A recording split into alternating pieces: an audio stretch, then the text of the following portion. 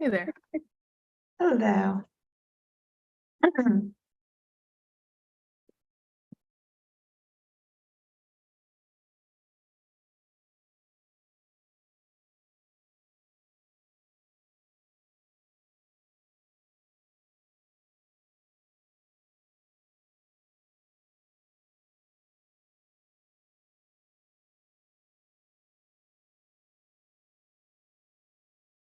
All right. All right, let's see.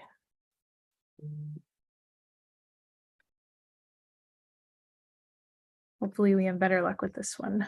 And it looks like she's here. Perfect.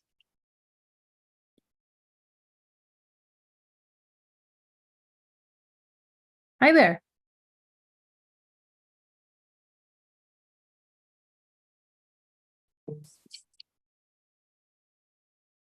Hi, how are you? Good. How are you? Hi, I'm good, thank you. Thank you Thank so you much. so much for joining today. Sure. Where are you? It seems like you're joining us from New York. Is that right? Yes, New York, Brooklyn. Yes. New York, Brooklyn. Very, very Mhm. cool. Great. Yeah. Well, Yes. well, thank you so much again. My name is Allison, and this is Deborah on the call with us as well. We both work at a company called Checker, which is a Okay. background check company. Are you familiar at all with Checker? I think I am familiar with that checker. Uh-huh. I have heard about it. I have not used it. Yeah. Yes, but I have heard about it, like the background check that we do for our healthcare recruitment. So yeah, I know that. Okay, perfect. Yeah, absolutely. Well, just to give you a little bit of insight into why we want to talk to you today, Mhm. we are very interested to kind of just dig into your day-to-day as someone who works in managing aspects of hiring healthcare workers. And so just kind of asking you questions around that. Does that sound good? That sounds perfectly fine. I just came from work, so it's a good time for me too. I just came home 4:30, had my food quickly, and then I was like ready. I was like, oh, I have an appointment, so I need to be ready for that. So Perfect. uh, I'm ready for the question answers. Perfect. Well, thank you again for your time. Sure. Do you mind if we record this conversation just for No internally? problem. Okay, Of course, perfect. no problem. Perfect. All right, excellent. So, to kind of start off, I'd love to understand where you're working now and just a little bit of context into some of your day-to-day responsibilities. Sure. So I am a manager at Mount Sinai Brooklyn Hospital. And so it's orthopedic clinic as well. So like it's like 2-3 offices that I take care of. And my name is Saad. I'm sorry, I should have started it there. That's okay. So my day-to-day work routine is like basically scheduling the workflow for the whole staff for the week, check the weekly reports, the daily reports, make the weekly agenda, the daily agenda, like interviewing people, hiring people, and then doing the background checks and the pre-employment stuff, because they have to go through a medical, they have to have medical clearance, they have to have background clearance, and they have to have criminal clearance. So we have to make sure that they have all that. So like everything needs to be cleared before we start the onboarding process and all that. And then the scheduling for the patients, to oversee the staff for their leaves. So there are a lot of things that based on those things I do. I have to make sure that the equipments are fine. I have to place order for the stocking for the the patient stuff, or for the employees. So all that. It's a Gotcha. long list. Yeah, it sounds like there's a Yeah. lot more than even what you're just saying. Yes. Yeah, Mount Sinai is a very big hospital. It has a lot of hospitals around New York, Mhm. around here. So like it's a very big hospital. It's a Gotcha. private hospital though, Yes. Okay. but yes. Mhm. I see. Okay, great. And so for the folks that you are potentially hiring, what departments or department is that in, would you say? You said orthopedics. What else? So all of them. Basically, the most is the radiology department. We look into that.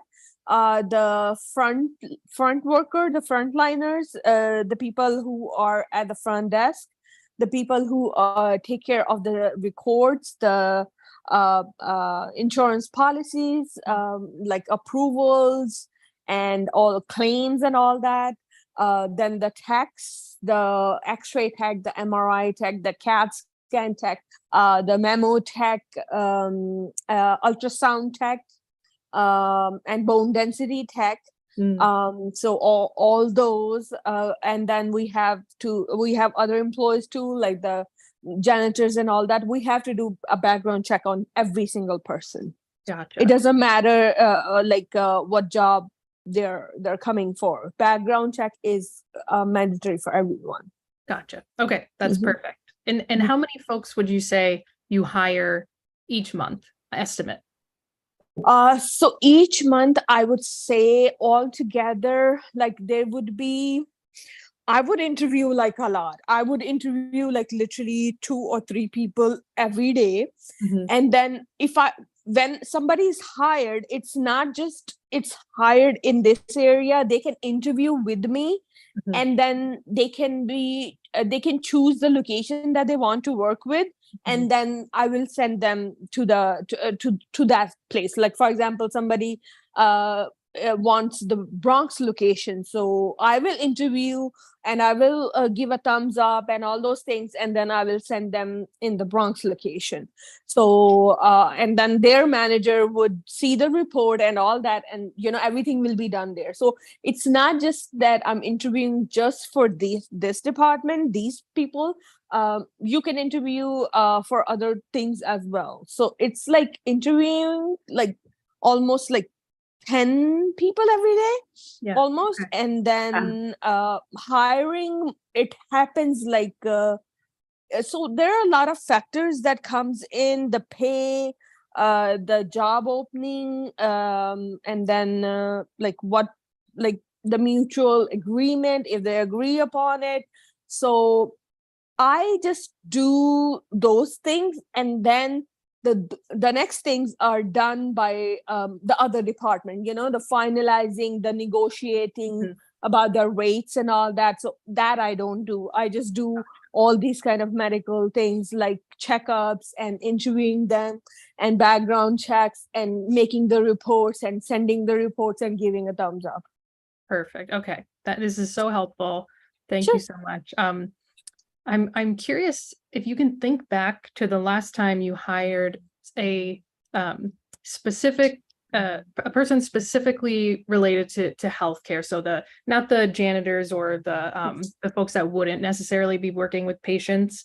Can you think back to the last time you did that and the specific checks or screenings that you ran on that person?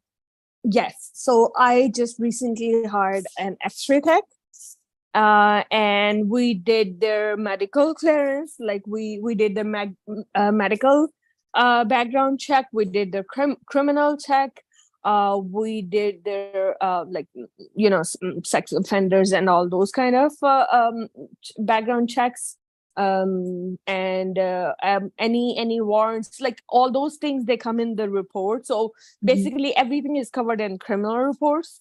So criminal background check, so that medical checkup, and there's a third one: medical, criminal, and I think that's it.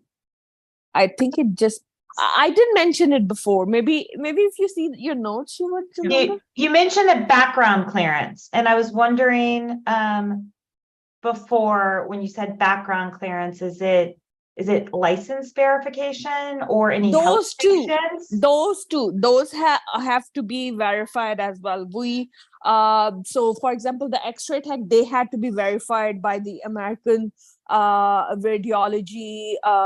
So they have to be verified by ARRT. They have to have a certificate which is called ARRT. That's mean they are registered technologist, and we have to make sure that it's active.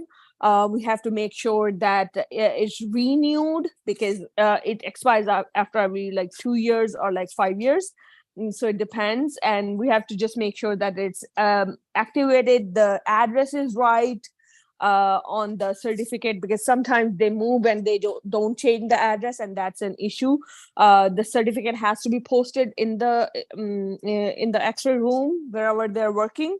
So we have to make sure, because the health facility from the federal agent, they can just come, federal department, they can just come and check on it. So that has to be done as well, and that happens through that background check as well. Certification. Oh, yeah. Yeah.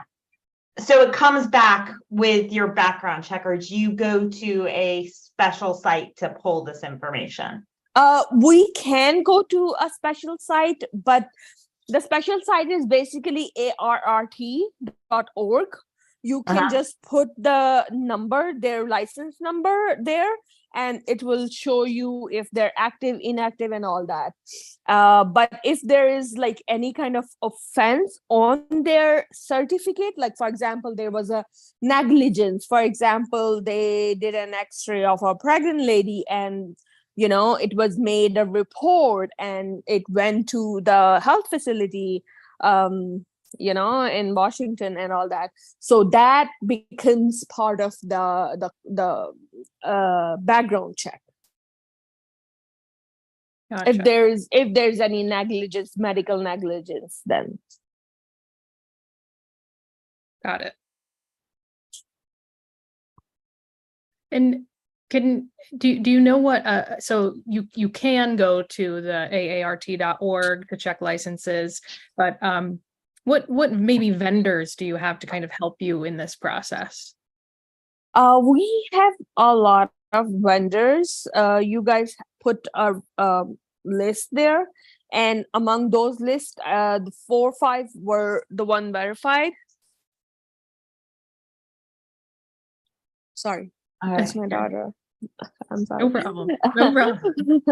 The 4 or 5 were the verified one that we I'm aware of, that we use. Okay. I remember. I think I see you put good hire, Rentberry, accurate, choice screening, hire right, and background checks. ADP as well. I think there was ADP as well. Okay. Was it? No, but that's good to know. ADP as well. Okay. ADP as well. We use that as well. Employee Health Services, EHS, we use that as well. But I think that's just for Mount Sinai. That's just our department who does. I don't think that's a software or anything. I think that's for us. Yes. So those Health ones. Services. Yes. You think that is within Mount Sinai's?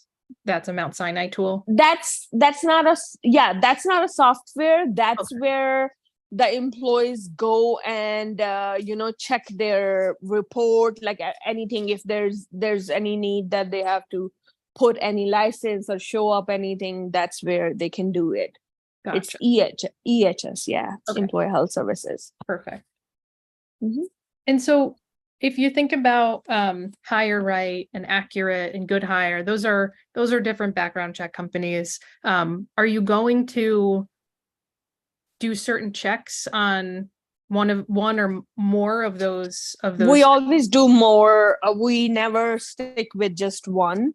We have to do run background checks with at least 3 companies. Okay. I don't know why this kind of policy that they have. It's maybe it's a private company and they have extra money to spend. Not give their employees a raise, but I don't know. I can't say much about it, but yeah, they it has to be verified through those websites. At least 3 background checks should be in the report. cleared. Background check should be cleared in the report. Okay. And do you go to each of these sites to initiate one, or do you guys have a central tool that you use? I think that's the Employee Health Services. That's our website, and everything is there. So first, they have to the new employee has to register themselves. They have to upload their licenses or anything that they have. Nowadays, I think COVID is the vaccination card is as well, like uploaded there as well. So like they upload those things, and then we check them through EHS, and then we use those softwares to make the report before interviewing them. After interviewing them, before the negotiating process starts. Perfect. Okay, so interview, then background check, then next steps. Yes. Perfect. Got it. After the negotiating process, then so we don't go that far unless we are sure that this candidate is has potential. So we are not going to just do a background check and then start a negotiation with someone who we know that maybe we're not going to hire. Right. So those things, when we interview, some of the things we make clear at that point. So for example, the last person I hired was for $35. I was offering $35 and they wanted more. So I knew that there was a wiggle room. But if somebody comes in and asks for $45, of course I'm not going to go through that headache to spend all that. So yeah, there you go. Absolutely. makes total sense. I have a deeper question with this, the background check, the background clearance. You mentioned the license and having to print that out in case the federal government comes in. Makes sense. For the background clearance, do you need to store or keep, or do you, as part of these processes, check federal health sanctions, like the Office of Inspector General, Medicare sanctions database, abuse registries? Are there any requirements in New York for that and for Mount Sinai? We don't have those requirements, because once the background clearance comes clear, that's when we can hire that person. After that, no one comes in and does a dig in, or would come in and see that, okay, this is the employee, I want to see the background checks on them. Nobody does that. The license that I'm talking about, it's the law that in the X-ray room, the license should be printed. The tax license should be printed. So anytime any physicist or anybody from the health facilities come in, they should be able to see it. It should be valid. It should be updated. So that's for sure. They has to be there. For these reports, no, these are just for us. Okay. And for those, you mentioned on the license, if they've done something that got escalated up. So it seems using the license report to print it out, but also to see if they have any of these sort of health sanctions, something that they've done that impacted their license. Yes. So if there is any offense on their license, they would have to mention that in the interview. And then we're not going to take a risk of, hiring someone who is already accused of negligence or something like that. And if we do do that, there's a long process for that. And, nobody takes the headache for that. Nobody does that. I don't know, maybe people in other organizations, in other hospitals, they do that.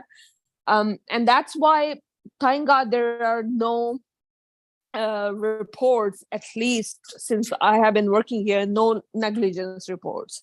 Because once it comes on your license, it's basically you're ruined. So the techs have to be extra careful.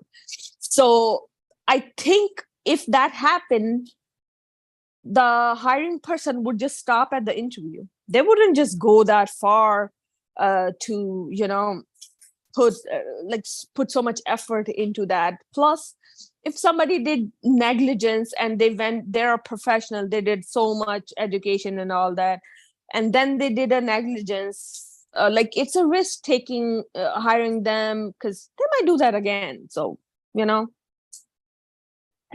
the medical clearance, since you're a hospital, do you do the medical clearance in-house, or do you use another company or tool to get the medical clearance? So we draw blood in our facility, that's in Manhattan, and we do the urine sample there, and then we send it to the company. I don't know which one that they use, but it is done in Manhattan.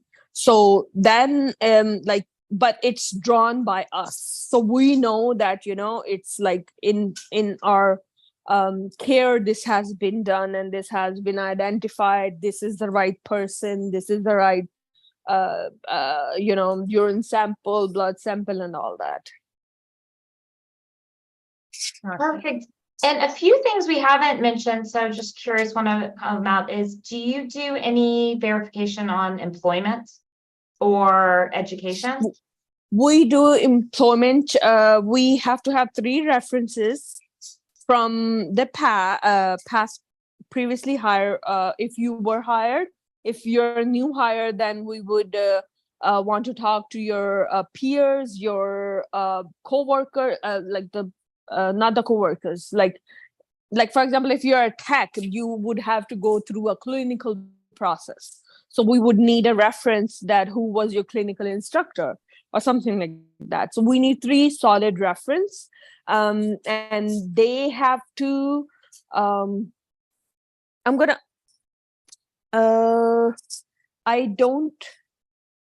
we send an email, like it's a link. I don't remember the name, and then the reference person has to put in their name, their email address, their all that, and then they have to write what they feel about that person and then send it.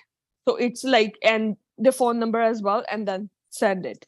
So I wouldn't know what they're saying about me if I'm the person who is putting the referral, and so I'm giving your reference, right?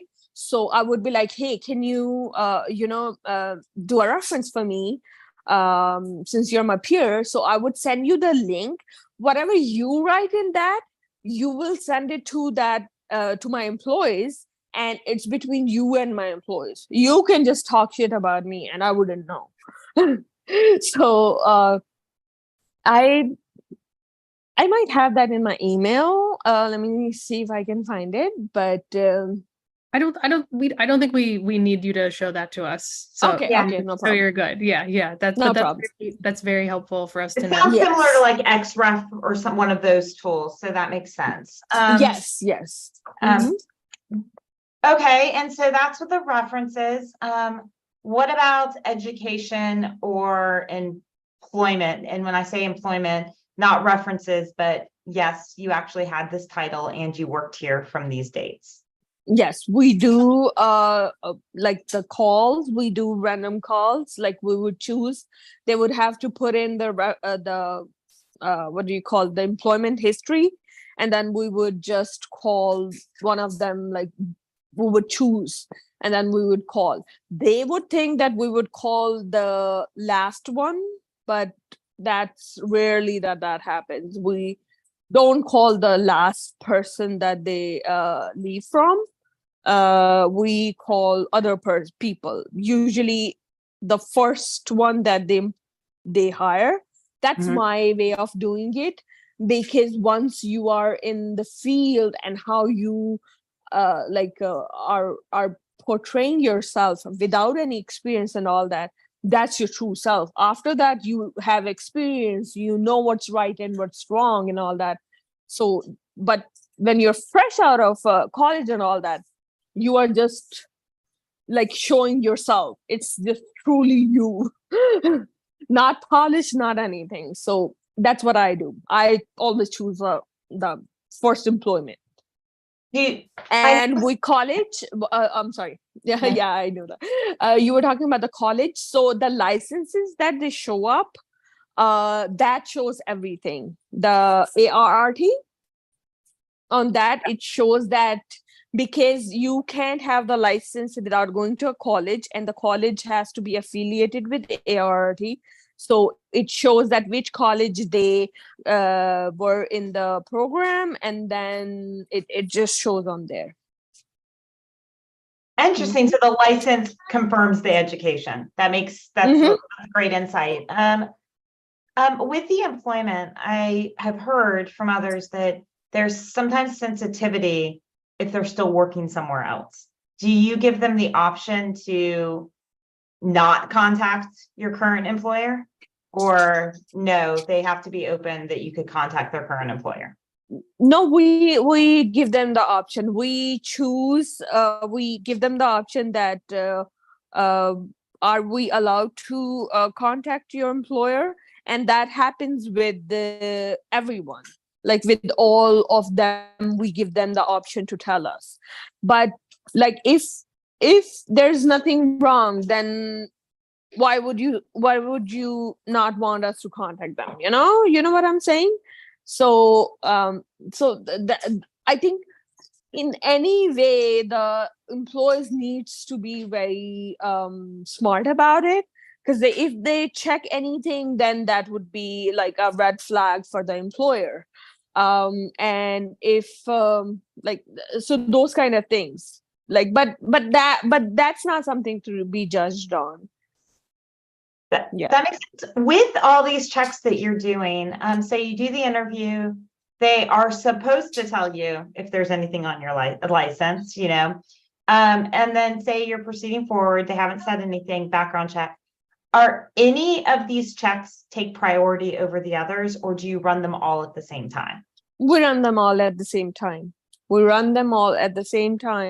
The medical, the criminal. But how it starts, it's like criminal is always the first one, because that takes priority. Like any criminal offense, any domestic violence offense, any kind of arrests and all that. So those kind of things, like, not even by even though we send them all together, but always we always get the criminal reports first. I don't know why. I think they give it more preference. Which makes sense. Yeah, we've talked a lot about X-ray techs. I'm curious, drivers. But it's the same for MRI. It's the same for CAT scan, because the mammo, all the techs that I'm talking about, they all go through that. And now for the doctors, it's totally different. Doctors, they have to go through a different process, and that's done by the directors of the hospital. That's not done by us. We just hire the other employees, not the doctors, the MDs. Okay, so you're not hiring the doctors or MDs. Okay. Do you have any drivers that you hire? Someone who shuttles people around, or anyone who would need a motor vehicle record run on them? We don't have a driver. No, we don't. Okay. We don't provide that.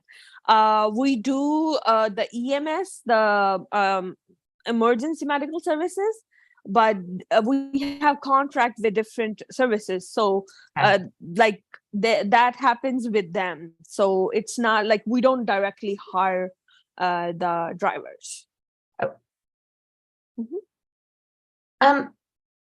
So like, you've hired them, they've gone through this onboarding process. Now they're an employee and they work.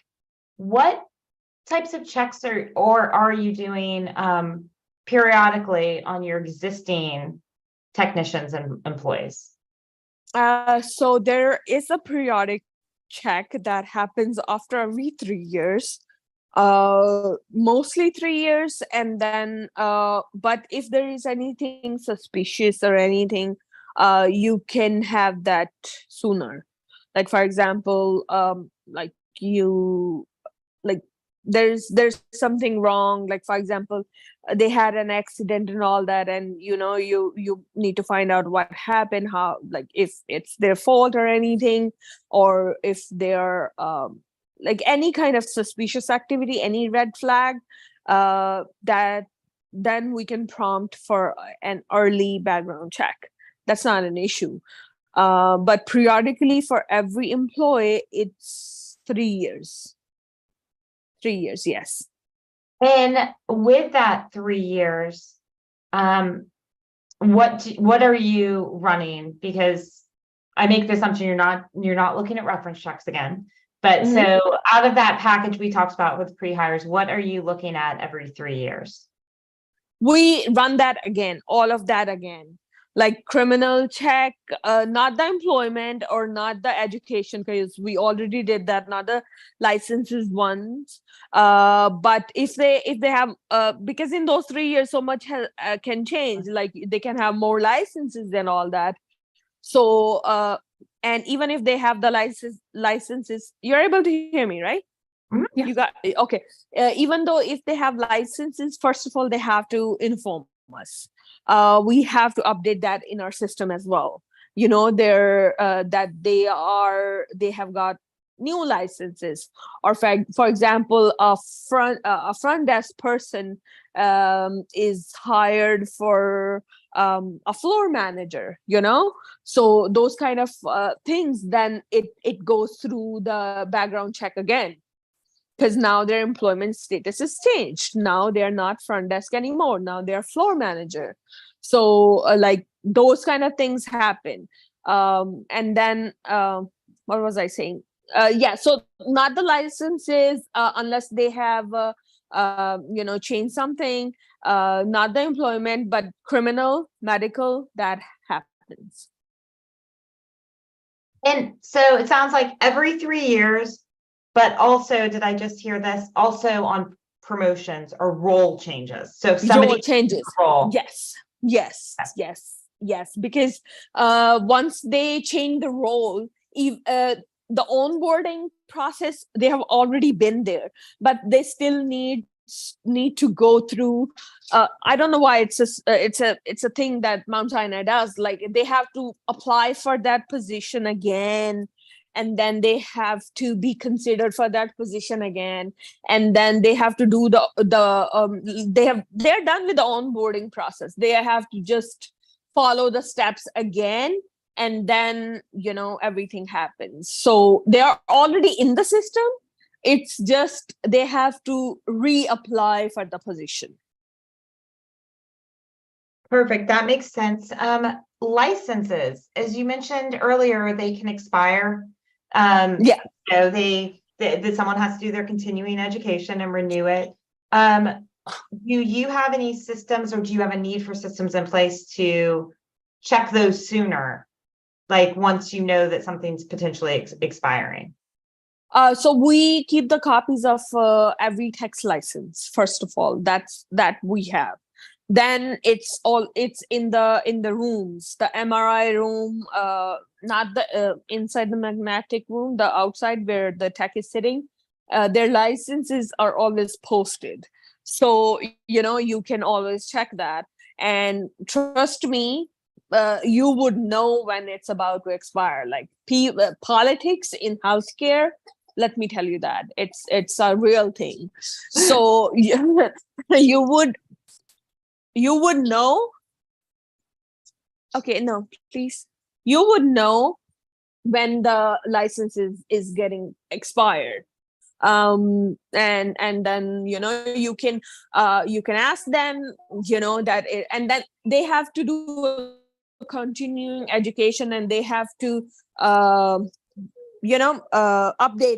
that license as well. So if they keep doing it, they all they have to do is, like, I think pay $45, and then it's renewed. It's not a big thing. It's not, so nobody goes through the headache of like getting it expired. It's just $45 after, I think every year it happens on their birthday. on their birthday, it expires. So they have to renew it. And it's nobody, like people are very, especially the techs, they're very like cautious about it. Because basically they can't work without it. That makes a lot of sense. Thinking about your population that you serve in Mount Sinai and who these techs are serving, are there any post-hire kind of their onboarded requirements to serve Medicare customers, federal requirements? I know they're sometimes a little stricter. Is there anything you have to prove that you're regularly for these any tech servicing Medicare customers? We serve all Medicare, Medicaid, the no fault as well. So we serve all of them, and I don't think that they have to do any extra. We have to do any extra steps that goes through the same process of like verifying the insurance and then getting the approval based on the exam and then all that. So it's like, it's not, we take all of the insurance, every insurance we take. That makes sense. And so you don't have to do it that you're aware of any additional checks to be allowed to serve someone who's on Medicare. No, because if they have Medicare, I don't think they need, like, we don't need to do any check on that. All we need to do is verify that the insurance is working. Okay. And Yes. Sorry for the confusion. I wasn't meaning the Medicare customers.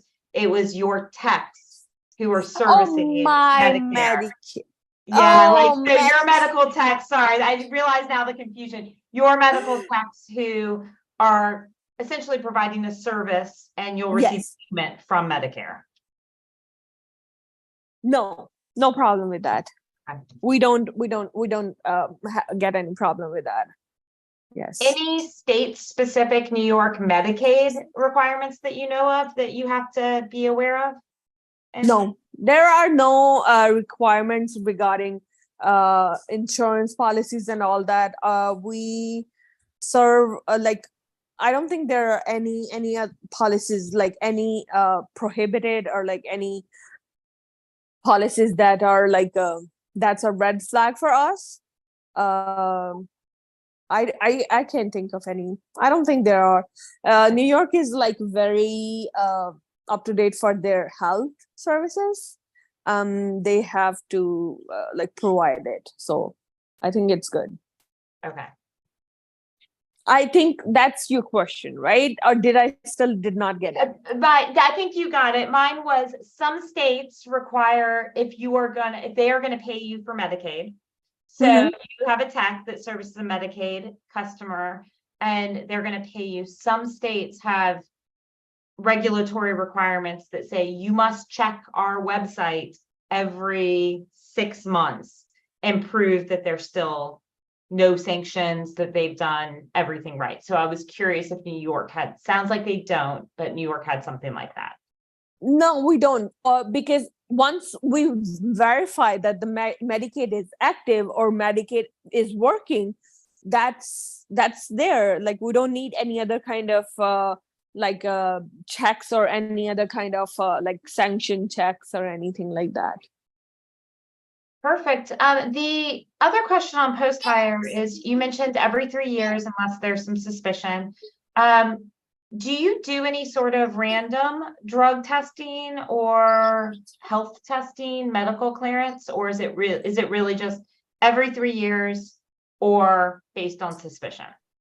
Yes, every 3 years and based on suspicions, because everybody is perfect now. And it's like you would be charged for a code of ethics if we just choose a random person and just tell them that, hey, you're going for a drug test. It's not like you would be charged for the code of ethics, so we can't do that.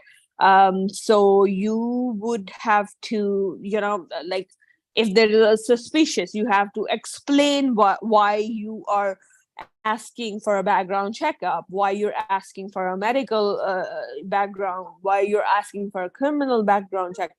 So you have to, first of all, give explanation for that. But randomly, just like choosing someone, and no, you would be in trouble. Okay. I would be in trouble. And all this information, so the pre-hire, the post-hire that you have, you mentioned your EHS system. Is that where you store all documents and all the records?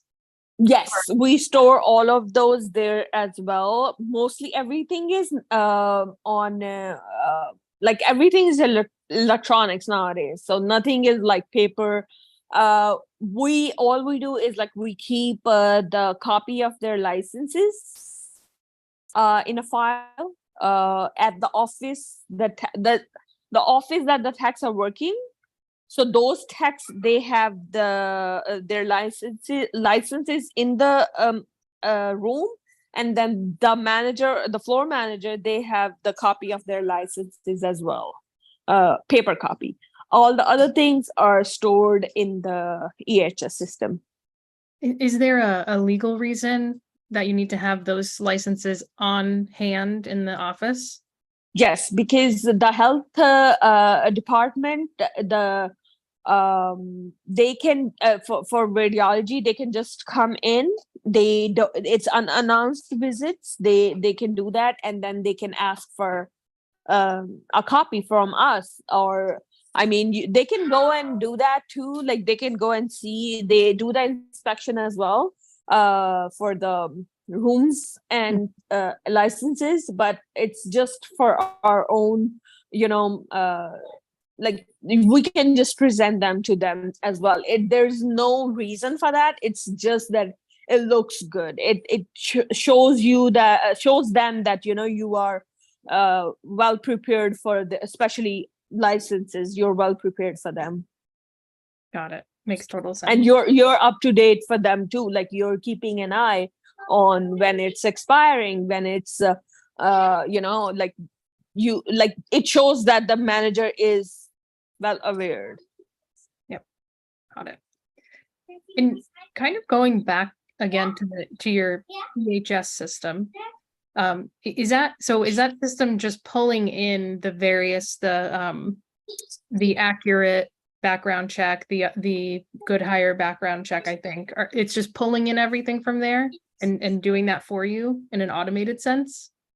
So all the reports that are done the finalized by those softwares that we get the checks from, the background checks from, they are uploaded in the EHS.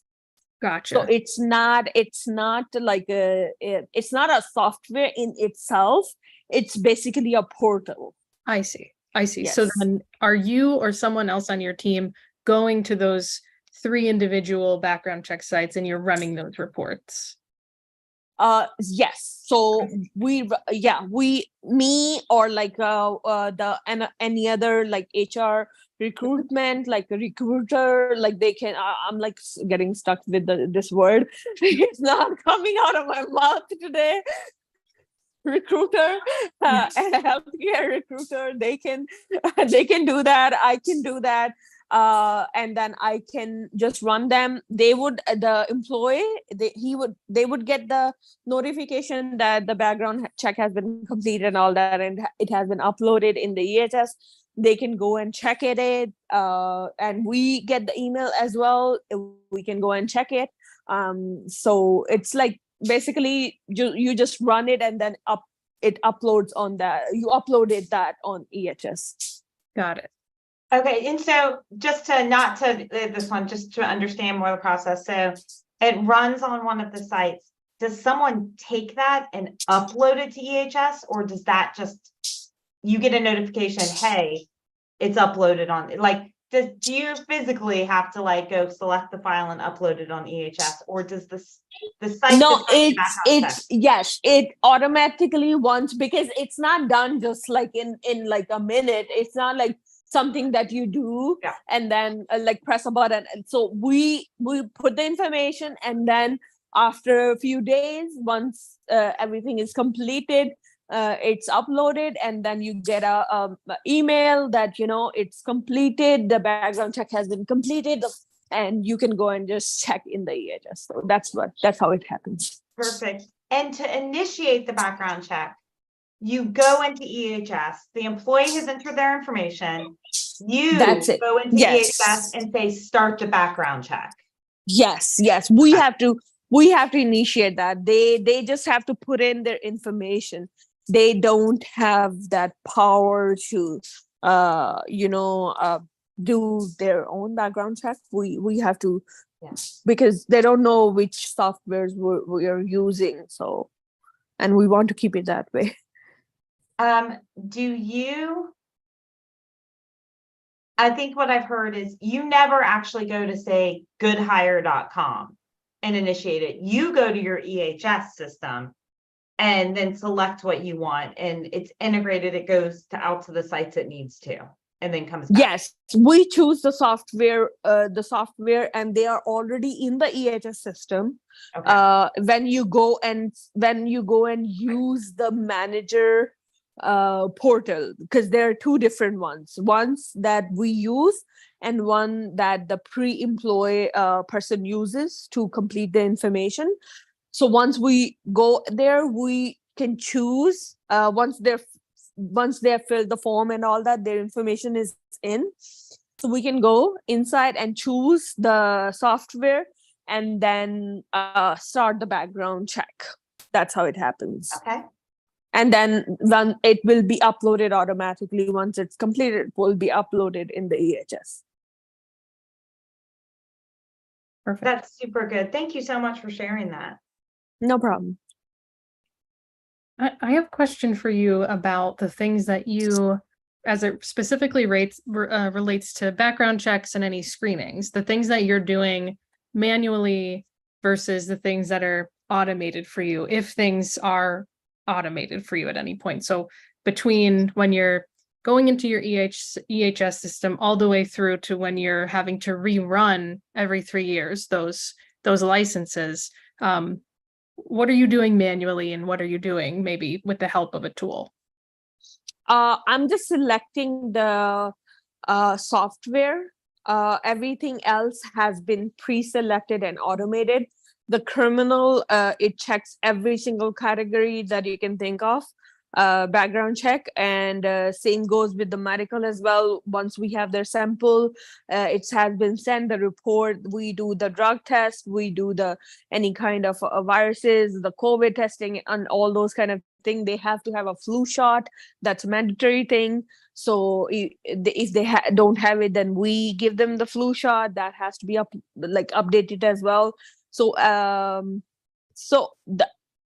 and then what you're talking about, the 3-year thing, that's automated as well. So once they are hired, from that day to 3 years, they have to, it's like automated that they're gonna have a background check. It's just they don't know it. Gotcha. Perfect. Yes. Okay. And so is there anything that you can think of, also again kind of thinking about the background check specifically, that you can think would really improve your day-to-day work or the people that you work with's day-to-day work? We have put in a lot of managers like from different departments. So we have put in an email for the CEO and director to have the background checks more frequently instead of 3 years, to have them at least yearly, because even if you do even if you have a suspicion and you do a check on that, you can still be under fire. I feel like that, because it's strange. Like, you have to be very careful how you're putting it and how why you're saying it, that we need your drug test, it could be very offensive. Somebody says that to me, I would be offensive, so like it's more frequently, like I'm sure they can do it every 6 months, of course, but like maybe every year. So I think we all did that, and it's going to happen very soon, because we actually at the end of the day we actually run them more often than 3 years. We end up running more often than 3 years. It happens like every year, or like after every 18 months, after every 15 months. So it happens. Mhm. So it's better to have a set limit, and then that's like in the policy, and then, oh, we have updated our policy and this is the new policy. I see. So they have to do it, instead of just like randomly selecting them and doing it. So that's Have you all ever considered, so it sounds like you do the full recheck yearly. Have you ever looked into or considered a continuous monitoring solution where you just receive alerts if something has changed? So everyone, like, you're not going to like say, hey, every year, but throughout the year, like you get if something changes, you get alerts. If they don't, then you don't hear. You don't get it. That's the ideal situations. That's the one that we all want, because that would be making life easier, instead of saying like putting the request for a background checkup for on basis of a suspicious activity. That would be so much better. And like, of course, 100%, if there's anything like that, and I would love that, and we can always push it further.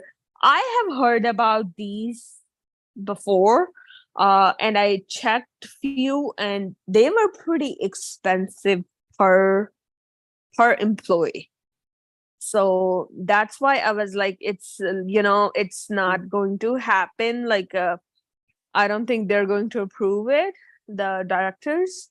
But if there's something that negotiable, and then there's something, because imagine like all over the New York, all over the department, like they have like so many hospitals and so many branches, so many orthopedic clinics, big hospitals, so many employees. Like they have like more than 5,000, 10,000 employees all over.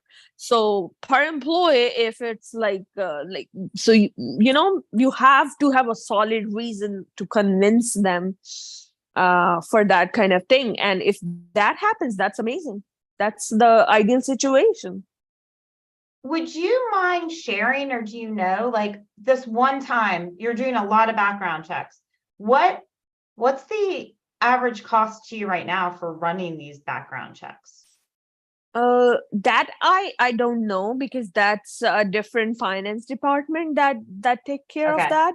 Yes, so that I wouldn't know. I was just searching these softwares, because when we were like we all had this meeting, and then we all came to this conclusion that a yearly based background check would be much ideal, and everybody agreed on that. So that's when this was proposed as well.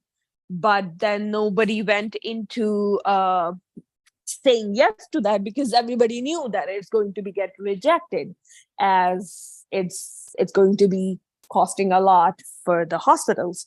And we know they don't, that they're not raising anyone's pay, so how are we going to convince them to I was thinking for it with you because I know New York has a very high fee for checking criminal history. So it's $95. And so sometimes the continuous can be more cost effective, because you're not getting charged the $95 continuously. So it was just a thought. I was just thinking through ways, just given that I know New York has pretty high fees, the state fees, not services like ours, but just the state in general charges a lot. Wow. To get a Mm. report. And for your services, it will be higher, or it would be lower? It depends on what you get. So, but that's just a fee. Multiple states have very set, like even just to get the data, you have to, anybody who gets it. So it's kind of a base piece to get it. So, but the other. And what was, I'm so sorry. Yes. So sorry. What was the name of your company? Checker. Checker. Let me write this down. Without an E in the last. So CHECKR. Checker. Okay. You always have to say which E is missing, but it's the last one. Background check. Company. I know we're running close to time. Allison, I don't know if you have anything else or we want to.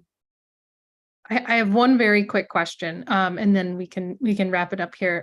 But I'm curious, when you get the background check reports from, they're available in the EHS system. Are you looking more to see like a high level bit of information that just says this person cleared the things that we were looking for, or are you looking very detailed kind of through everything on that report? So if there's anything that's like a conviction or like any other kind of offense or negligence, anything, then there would be an alert on the report. You don't have to literally go like detail by detail. There would be a report on the alert that, this is in red flags, and then everything else would be cleared. So you don't have to go all the way. Perfect. Okay. Thank you. Back to you, Deborah. And in our last 5 minutes, I would say, is there anything you want us to know that we didn't ask you? And any questions for us? No questions. That's it. And I think my sister-in-law is in Texas. I think you're in Texas. It's really hot there. Yes. Oh, where are you, Allison? I'm in Los Angeles. It's also pretty hot here. Really? Oh, yeah. It's hot in here, but not the dry hot. It's good hot. Okay, good. Yeah. I moved here from New York City, so you did? Oh, do you like here or there better? I'm being recorded. I can't say. Yes. I miss New York very much. Very, very much. I miss the city. I got it. More smart people here. Okay. It was so nice to talk to you guys. Thank you. Likewise. Thank you so much. You've been so helpful. Feel free to reach out to the respondent if you have any questions. Of course. Thank you so